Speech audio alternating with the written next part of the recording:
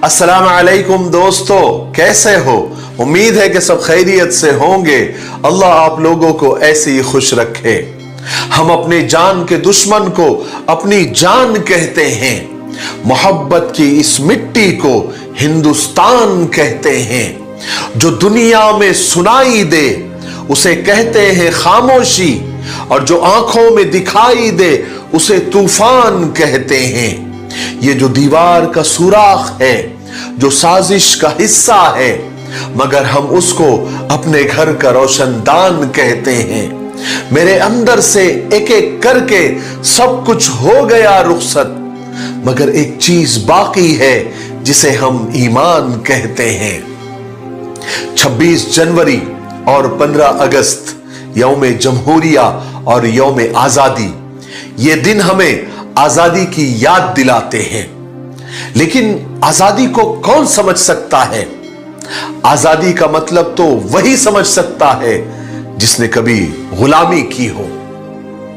जब हम फिरंगियों के यानी अंग्रेजों के चुंगल में फंस गए थे, तो इनकलाब जिंदाबाद और रंग दे बसंती चोला के नारों से हर हिंदुस्तानी, हर मजहब के लोगों ने, बल्कि नौजवानों के टोले उमड़ आते थे और उन बहादुरों की खून की गर्मियों से फिरंगियों के जड़ों में तूफान ला देते थे।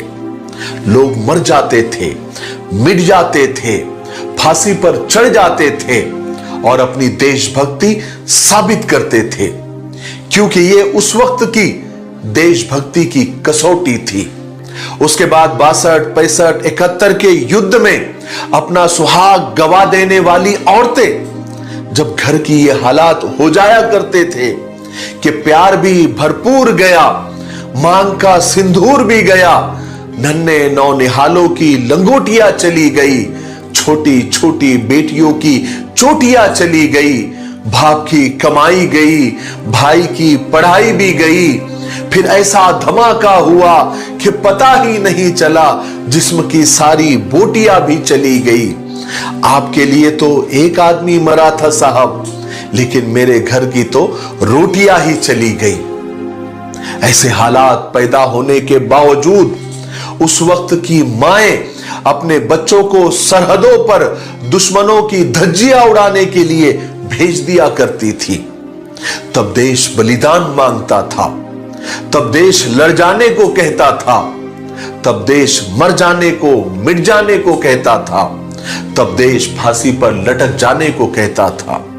और लोगों ने किया भी, हर मजहब, हर धर्म के लोगों ने किया और कुर्बानियां दी। लेकिन आज देश लड़ जाने को नहीं कहता, आज देश मर जाने को, मिट जाने को नहीं कहता, फांसी पर और सूली पर चढ़ जाने को नहीं कहता। बल्कि मेरे हिसाब से अगर कोई हिंदुस्तानी ईमानदारी से, मोहब्बत से, प्यार से, प्रेम से खुद भी जिए और इज्जत के साथ लोगों को जीने दे, यही सबसे बड़ी देशभक्ति है। मुझे नहीं लगता कि फेसबुक, व्हाट्सएप और इंस्टाग्राम की डीपी को तिरंगे से रंगने को देशभक्ति कहते हैं। अगर आप ये समझते हैं कि साल में 2 बार सिर्फ तिरंगा हाथ में ले लेना ही देशभक्ति है, तो फिर मैं पूछना चाहूंगा कि फुटपाथ पर रहने वाला वो बच्चा जो ट्रैफिक की छांव में और नंगे पांव में तिरंगा बेच रहा होता है, तो क्या आप उसको भी देशभक्ति कहोगे? ये उसकी देशभक्ति नहीं, बल्कि उसके पेट की भूख की शक्ति है जो उसे ऐसा करने पर मजबूर करती है। क्योंकि वो न मस्जिद जानते हैं, न शिवालों को जानते हैं। जो पेट के भूखे होते हैं वो सिर्फ निवालों को जानते हैं। अपने परिवार, अपने समाज, अपने देश के लिए समर्पण का भाव है देशभक्ति।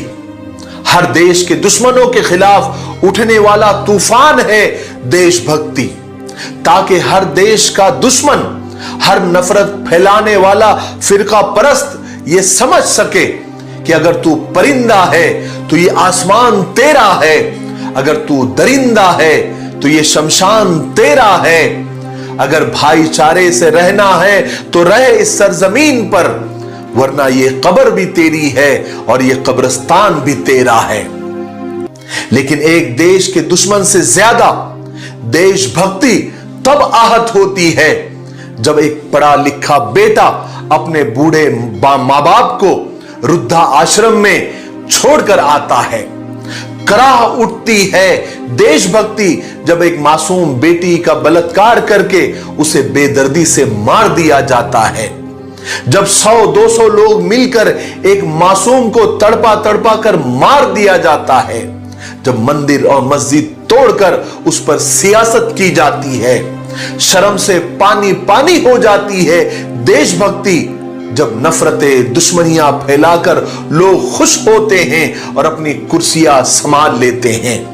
दर्द से पुकार उठती है देशभक्ति जब मुसीबत में फंसे लोगों की जान बचाने से ज्यादा हम सेल्फी लेकर अपने लाइक्स बढ़ाने में लगे रहते हैं। आज का वो युवा, वो नौजवान जिनके ऊपर जिम्मेदारी थी अपने देश, अपने समाज, अपने राष्ट्र की आशाओं को बांधे रखने की, वही युवा, वही नौजवान अब 4x4 के स्क्रीन पर अपनी नाजुक उंगलियां घिसकर देशभक्ति की सिर्फ इमोजी भेजकर ही अपनी जिम्मेदारी पूरी कर रहा है। 4 बॉटल होड़ का काम मेरा रोज का, इसने तो पूरे भारत का भविष्य तबाह कर रखा है। हम एक ऐसे समाज में जीते हैं जहां लड़कों से बात करता देख भाई जो बहन को हड़काते हैं, वही भाई अपने गर्लफ्रेंड के किस्से घर में हंस हंस के सुनाते हैं। आखिर में मैं सारे हिंदुस्तानियों को यह पैगाम देना चाहूंगा कि अपने आप को जिंदा रखिए, अपनी कौम, अपने देश को जिंदा रखिए, ज़हनी और मानसिक गुलामी से बाहर निकलिए।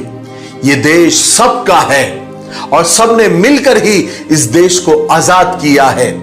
किसी एक को इसका क्रेडिट नहीं जाता और हम सबको मिलकर ही इस देश को आगे बढ़ाना है। नफरतों को मोहब्बतों में, प्रेम में, प्यार में बदलिए। अपने हक, अपने अधिकार के लिए लड़िए।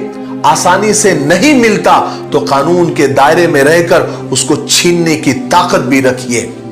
हक अपना मुझे छोड़ के जाना भी नहीं है, दुनिया के खुदाओं को मनाना भी नहीं है।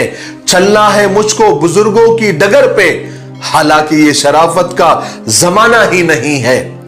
ऐसा नहीं है कि शहर के मंजर बदल गए, ऐसा नहीं है कि शहर के मंजर बदल गए, मंजर वही है, सिर्फ सितमगर बदल गए। हम अल्लाह से दुआ करते हैं कि अल्लाह ताला हमारी और हमारे देश की हिफाजत फरमाए। मेरे लिए, पूरी उम्मत के लिए और पूरी इंसानियत के लिए खैर और भलाई की दुआ करते रहें। अस्सलामु अलैकुम व रहमतुल्लाहि व बरकातुहू।